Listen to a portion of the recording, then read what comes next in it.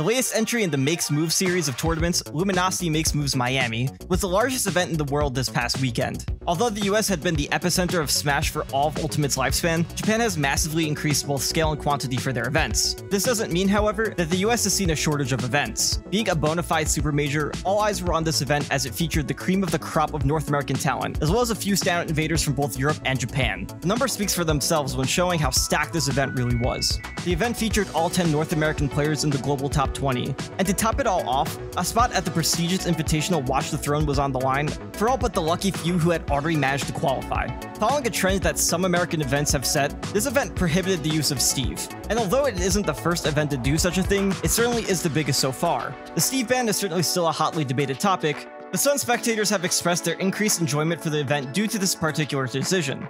Following in the same vein, the next event of the Makes Moves series, Luminosity Makes Moves happening in January of 2024, will keep the character banned as well. I'm EazyFreezie, part of the LumiRank team, and back again to go over another super major in Smash Ultimate. Let's dig into it.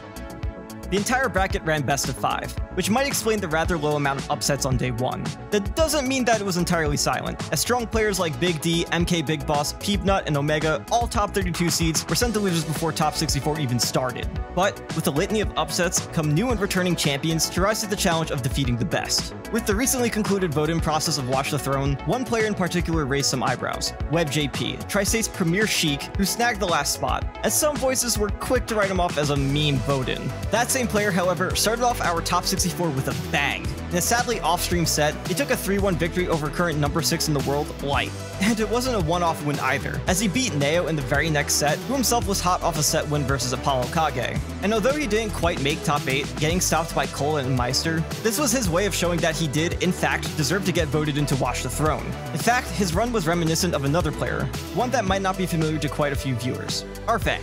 Especially voted into Summit 2, also labeled the meme pick, popped off at the event prior to the Invitational, beating, in an odd twist of fate, the very same player WebJP did, Light. Those keen on watching competition might have noted that a trend has started forming, with some sleeping giants returning to competitive play. First, it was Atsuji and Proto Bonham at Kagaribi 11, but this time it's a player people have been clamoring for to return, Moist's very own Kola. With his last ranked event being Momocon back in May of 2023, people wondered whether he could still compete at the level he used to, especially considering the fact that Roy's spot in the meta has been more debated in his absence. At Momocon, Kola DQ'd out of losers before his match to qualify to top 8, giving WebJP a passing to the next round. But here, in an almost poetic twist of fate, he fought the player that marked the start of his hiatus to make it into top 8, as well as defeating a player in contention for top 10, Zomba. Kola gonna get it, and it's it! Gets the chair! 3-1 with the chair. Kola seals it in a very composed game 4. Although Spargo was seeded to win the entire event, his road to top 8 wasn't a walk in the park. After Aquila and Mia had won major after major, the onus was on Spargo to perform. It was smooth sailing for the most part, with the 3-0 over SHADIC proving that his loss to LY was just an anomaly, and that he didn't have to brush up on his core in practice. In his winner's top 8 qualifier, however, he met a familiar face, Kurama. These two have faced off 4 times before, having a 1-1 record both in 2022 as well as in 2023. But although Kurama made a valiant effort, pushing him to a decisive Game 5, Spargo would prevail in the end to make top 8.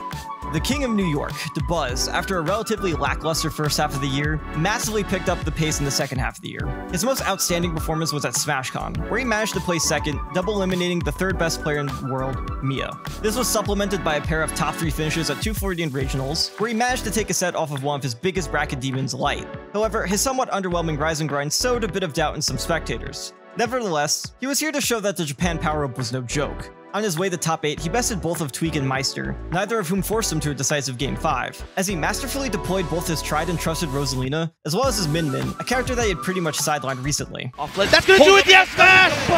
And Dabuz with a big pop-off! The last spot in top 8 winner side went to none other than the Blue Menace himself, Sonix. Sonix has looked nearly unstoppable this year, with a strong top 5 bid and a win at Gommel, but going into this event, he had a chip on his shoulder.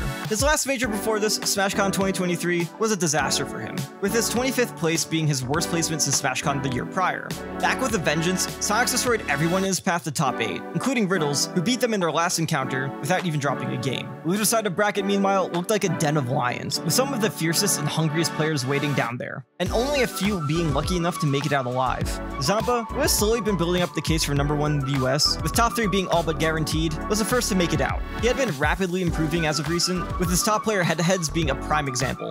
In 2023, he has taken a set off of Light and Spargo, and has combined 7-0 on MKLeo, Tweak, Yoshidora, and Riddles, all top 10 players in their own right. Although his stay winner side was cut short, a pattern that the other 3 players joining him in Luigi's bracket would share, his run was impressive nonetheless. He beat one of his biggest bracket demons in MVD, a player he had only taken 1 game versus in their past 3 encounters, as well as Neo and Tweak. While WebJP might have been the most shocking run of the tournament for some, there's one that is even crazier, and that would be SHADIC's. He has recently made a name for himself by delivering solid performance after solid performance, but nothing to this degree. Ever since Neo came stateside, there's been a pretty hot discussion about which of these two was the better Corrin player, especially after their exhibition match at SmashCon went strongly in SHADIC's favor.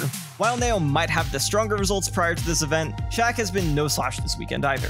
He's been on a tear recently, with a 9th place at Super SmashCon, as well as top 8ing his 2 most recent big events, the Big House and Rise and Grind. This was even more impressive, considering he was one of the few people to run the North America October Gauntlet, entering 3 events on back-to-back-to-back weekends. After an unceremonious loss to Spargo, SHADIC's shot at a Super Major top 8 seemed to dwindle. He, however, put on the show of a lifetime, as he beat both MKLeo and Riddles. His set versus MKLeo was sadly off-stream, but he put on a clinic in his set versus Riddles, executing pristine spacing, walling out a player who often has a tendency to overrun any opponent in his way. To top it all off, neither of these players even took him to Game 5. And Riddle SHADIC falls to SHADIC. Getting in the top 8. That's going to do it. He's popping off. He's excited to enter top 8. Joining his Texas brethren, there was also MuteAce. Although MuteAce was also coming off an amazing Rise and Grind, doubts lingered in the air as he pondered about even attending the event, as his bracket was not ideal to say the least. His projected path to top 8 was Wrath into Riddles into Sonix. Both Wrath and Sonix play a character considered a top 2 worst matchup for Peach, Sonic, and Riddles is the type of player that can eviscerate you in seconds if you aren't on the top of your game. In the end, he opted to indeed attend the event, a lucky decision for his fans, but not so much for his opponents. Although Riddles proved to be too much of a challenge, on his way to top 8, MuteAce defeated 2 of the best his country could offer in Kurama and Apollo Kage, both of whom he had lost their last encounter against. To round out our top 8, we have Mr. Game & Watch himself, Maister. After a slew of 9th place finishes, with his last top 8 appearance being Battle of BC5 back in May, he was due for another success. After running into his biggest bracket demon, Dabuz, he still managed to claw himself back, beating Quid, Anathema, and ending WebJP's Cinderella run. While the title of Best Game & Watch isn't his anymore, at least for now, he still has what it takes, as seen by his impressive run here. With our top 8 finally set in stone, it was time to find out who would win this prestigious event.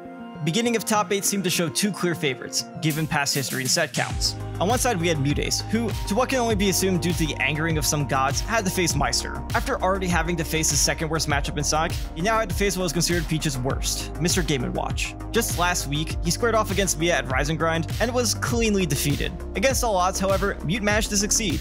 Maister bowed out at 7th, but for a player who received flack months ago as the Goofy Dragon, he was yet again the highest placing permanent member of Luminosity. On the other side of the bracket, something similar was occurring. Zomba, who had brutally dismantled Neo twice now, seemed to be the clear favorite going into the set on matchup alone. Being from Texas, however, Shaq was molded in the trenches with immense experience against Rob, and thus the young Corrin specialist took care of Zomba without much of a problem.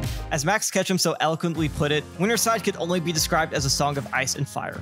On one side of top 8, Kola would face Spargo, a matchup that we've seen long before, but one which typically goes in Spargo's favor. This time, however, seemed to be a different story. Since Spargo's Aegis had a perfect track record versus Kola, it coming out immediately should have come as no surprise. What probably did come as a surprise, however, was Kola's blazing start. He seemed poised to take the set, but a heartbreaking miss input in Game 4 would lead to Spargo ultimately prevailing Game 5. The Roy specialist wouldn't be able to pick it up in losers, but would fall to Shaq for 5th. Despite that, however, it's refreshing to see Kola back in prime form, where we'll hopefully see Smash's most spirited swordsman at the top.